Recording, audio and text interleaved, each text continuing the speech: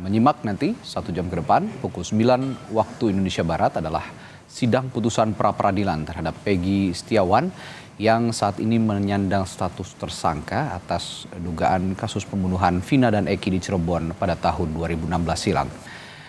Sidang ini sendiri nanti akan berlangsung di Pengadilan Negeri Bandung dan hingga saat ini masih menantikan kehadiran dari termohon dan juga pemohon untuk sama-sama dibacakan nanti menyaksikan pembacaan putusan dari Hakim Tunggal Pra-Peradilan Eman Sulaiman.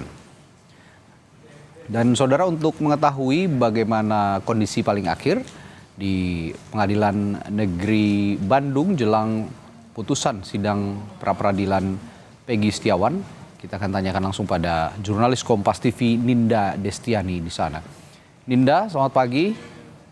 Kira-kira bukti kuat yang membuat kedua belah pihak, baik pihak Peggy sebagai pemohon dan juga dari pihak Polda Jawa Barat, apa saja ya bukti-bukti yang diajukan dan bagaimana kira-kira nanti kesimpulan yang disampaikan kedua belah pihak ini akan menjadi pertimbangan hakim dalam membuat putusannya, Ninda? Iya, selamat pagi Radi dan juga saudara. Saat ini di Pengadilan Negeri Bandung ini tengah hadir sejumlah pihak dari pihak keluarga Peggy, kemudian juga sejumlah kuasa hukum dari Peggy untuk kemudian nanti akan menyaksikan sidang lanjutan dari tersangka Peggy Setiawan yang digelar rencananya pada pukul 9 pagi nanti ya mendatang, Radi dan juga saudara. Dan memang untuk agenda hari ini yakni adalah agenda putusan dari pihak Hakim Ketua ataupun Hakim Tunggal yakni Eman Sulaiman.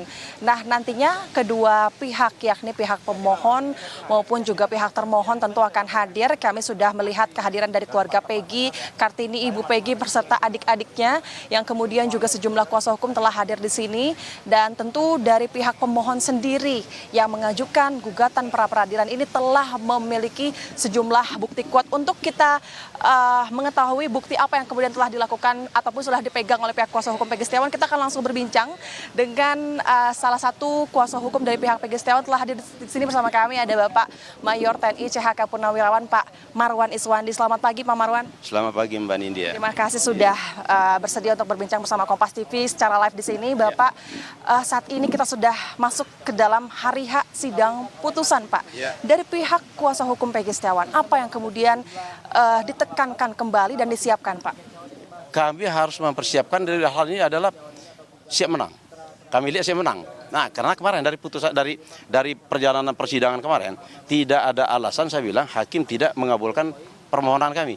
Kalau melihat dari perjalanan, termasuk dari keterangan ahli, dari apa yang dilakukan penyidik yang melakukan ini kan mentersangkakan klien kami tidak sesuai dengan peraturan Kapolri. Dan dia mentersangkakan yang di DPO itu ada Peggy Perong.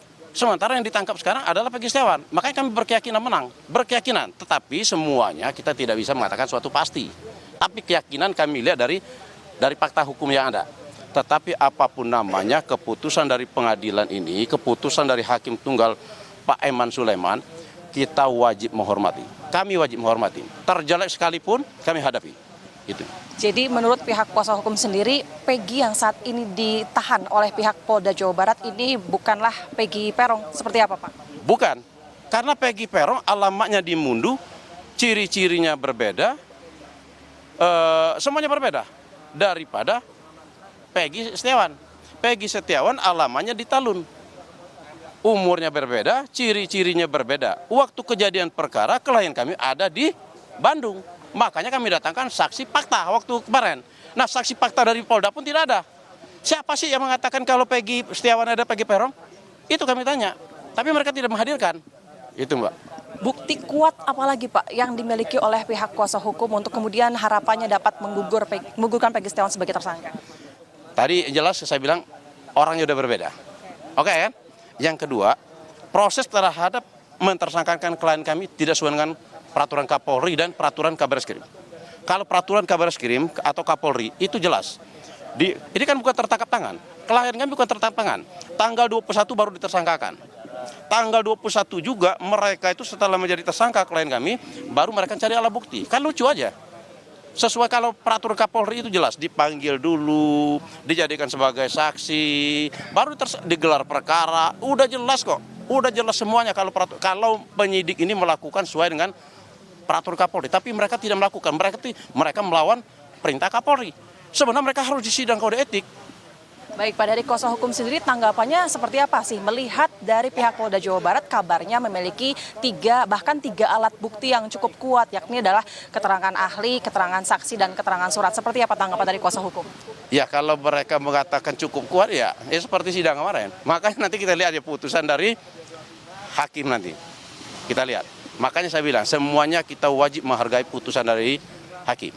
Kalau terjelek bagi kami pun ya harus kita terima. Kalaupun akhirnya nanti sidang gugatan ini tidak dikabulkan oleh hakim, kemudian dari pihak kuasa hukum seperti apa? Kita siap menghadapi, harus siap. Siap untuk melakukan sidang perkara.